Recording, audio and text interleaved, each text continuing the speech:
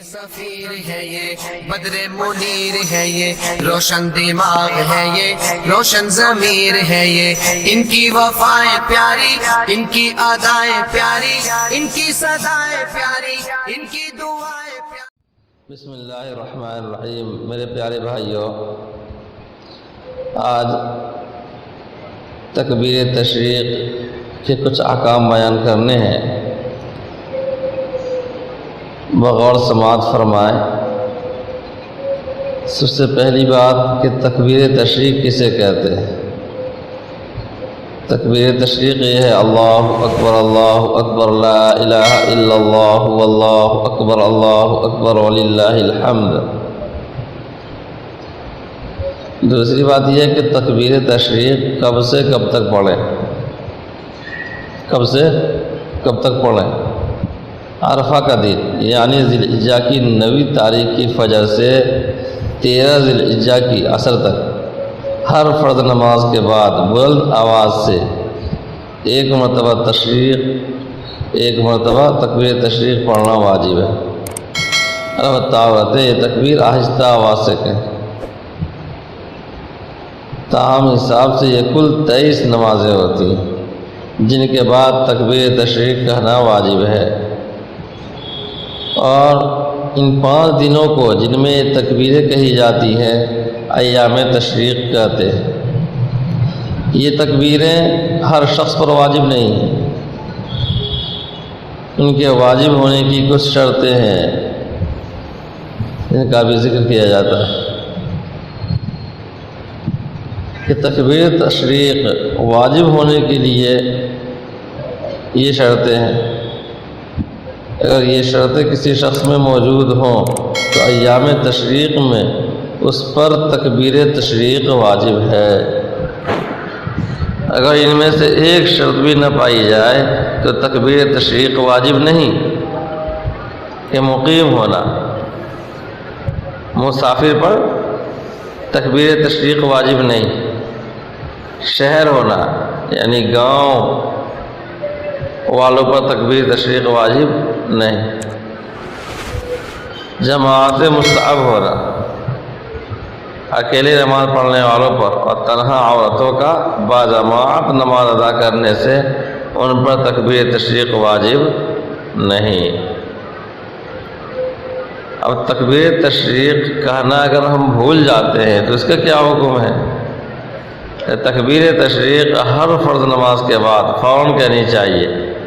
اگر کوئی شخص اس وقت کہنا بھول جائے یا جان بوجھ کر نماز کے منافی کوئی کام کرے، مثلاً قہقہہ مار کر ہنس پڑے یا کوئی بات کر لے، خواہ جان کر یا بھول کر، یا مسجد سے چلا جائے، تو پھر تکبیر تشریق نہ کرنی چاہیے اور اس کی قضا بھی نہیں ہے۔ ہاں، توبہ کرنے سے تکبیر تشریق چھوڑنے کا گناہ معاف ہو جائے گا، لہذا توبہ کر لے، آئندہ خیال رکھے۔ البتہ اگر کسی شخص کا وضو نماز کے بعد فوراً ٹوٹ جائے تو بہتر یہ ہے کہ اسی حالت میں فوراً تکبیر کہہ کر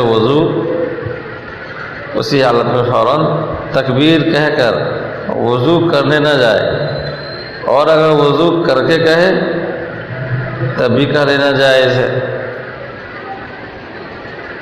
اگر کسی نماز کے بعد امام تکبیر تشریق کہنا بھول جائے تو مقتدیوں کو چاہیے کہ فوراً تکبیر کہہ دیں۔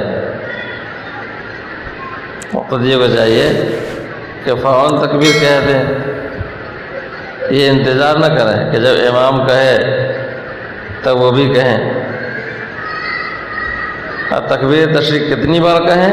کہ ہر فرض نماز کے بعد صرف 1 مرتبہ کہنے کا حکم ہے، اور صحیح قول کے مطابق 1 سے زیادہ مرتبہ کہنا یہ خلاف سنت ہے۔ رہی بات یہ ہے کہ بقرعید کی نماز کے بعد تکبیر تشریق کا کیا حکم ہے؟ تو بقرعید کی نماز کے بعد تکبیر تشریق کہنے نہ کہنے میں اختلاف ہے۔ بعض کے نزدیک کہہ لینا واجب ہے اور احتیاط اسی میں ہے کہ کہہ لیا جائے۔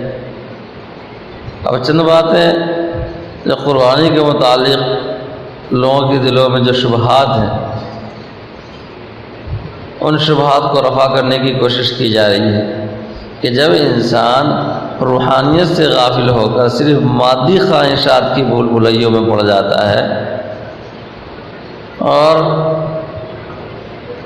مادی صورت ہی اس کا اوڑھنا بچھاؤنا اور علم ہونا اس کا مقصد بن جاتا ہے، اور اللہ جل شانہ کی قدرت کاملہ اور اس کا عجیب و غریب نظام اس کی نظروں سے اوجھل ہو جاتا ہے، تو اس کو ساری ہی عبادات بے جان رسوم محسوس ہونے لگتی ہے۔ خصوصاً قربانی کا مسئلہ اس کو ایک اقتصادی مشکل بن کر سامنے آتا ہے۔ کوئی سمجھنے لگتا ہے کہ قوم کا اتنا روپیہ جو جانوں کے ذبیحے پر ہر سال خرچ ہو جاتا ہے اور 3 روز گوشت کھا لینے کے سوا اس کا کوئی مفاد نظر نہیں آتا، اگر اس سے رفاہی اور قومی کام چلائے جائے تو زیادہ بہتر ہوگا۔ لیکن جس حقیقت شناس کے سامنے قوم کے اخلاق و اعمال کی اصلاح اس کا پیٹ پالنے اور اس کی نفسانی لذتوں کو پورا کرنے سے زیادہ مقدم ہے، بلکہ وہ بجا طور پر یہ بھی سمجھتا ہے کہ انسان کی روٹی اور پیٹ کا مسئلہ بھی امن و سکون کے ساتھ صحیح طور پر اسی وقت حل ہو سکتا ہے جب کہ انسان بن جائے، انسان اخلاق سے آراستہ ہو اور نہ لوٹ مار، دھوکہ، فریب، چوری، جیب تراشی کی وجہ سے کوئی شخص اپنی جگہ مامون و مطمئن نہیں رہے گا۔ چور بازاری کی وجہ سے سامان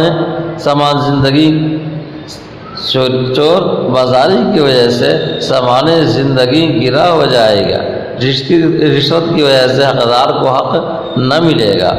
وہ جس طرح قوم کی تعلیم پر خرچ کرنے کو اس کی دوسری ضروریات سے زیادہ اہمیت دے گا، اس سے بھی زیادہ اس خرچ کو اہمیت دے گا جس کے ذریعے انسان کے اخلاق درست ہوں۔ اور مشاہدہ و تجربہ شاہد ہے کہ اخلاق و اعمال کی روشنی کے لیے خدا تعالیٰ کے خوف اور اس کی رضا جوئی سے بڑھ کر کوئی کامیاب نسخہ نہیں۔ اللہ تعالیٰ کی اطاعت و فرما برداری کا جذبہ ہی وہ جذبہ ہے جو انسان کو اپنی خلوتوں میں بھی جرائم سے باز رکھتا ہے، اور قربانی اس جذبے کے قوی کرنے میں خاص اثر رکھتی ہے۔ اس لیے قوم کی فلاح و بہبود اسی میں نہیں کہ قربانی کو بند کر کے روپیہ بچانے اور جمع کرنے کی نفسانی خواہش کو ہوا دی جائے، بلکہ اس کی حقیقی فلاح اس میں ہے کہ قوم میں جذبہ ایثار و قربانی پیدا کرنے کے لیے اس خرچ کو شوق و محبت کے ساتھ قبول کیا جائے۔ اس حقیقت کو سمجھنے سے یہ بات واضح ہو گئی کہ قربانی کا مقصد گوشت کھانا یا کھلانا ہرگز نہیں، بلکہ ایک حکم شرعی کی تعمیل اور سنت ابراہیمی کی یادگار کو تازہ کر کے جذبہ ایثار و قربانی کی تحصیل ہے۔ قرآن کریم نے خود اس حقیقت کو اس طرح واضح فرما دیا، لن ینال اللہ لحومها ولا دماؤها ولکن ینالہ التقوی منکم، یعنی اللہ کے پاس ان قربانیوں کے گوشت یا خون نہیں پہنچتے، ہاں تمہارا تقوی یعنی جذبہ اطاعت پہنچتا ہے۔ مطلب یہ ہے کہ قربانی کے گوشت پوست کا کوئی مقصد نہیں، یہی وجہ ہے کہ پچھلی امتوں کے لیے تو یہ گوشت حلال بھی نہ تھا، اس امت پر خصوصی طور پر حلال کر دیا گیا ہے، بلکہ اصل مقصد قربانی کا جذبہ اطاعت پیدا کرنا ہے۔ قربانی پر دوسرا اشکال یہ ہوتا ہے کہ 3 تاریخوں میں بیک وقت لاکھوں جانور ہلاک ہو جاتے ہیں، تو اس کا مضر اثر قومی اقتصادیات پر پڑتا بھی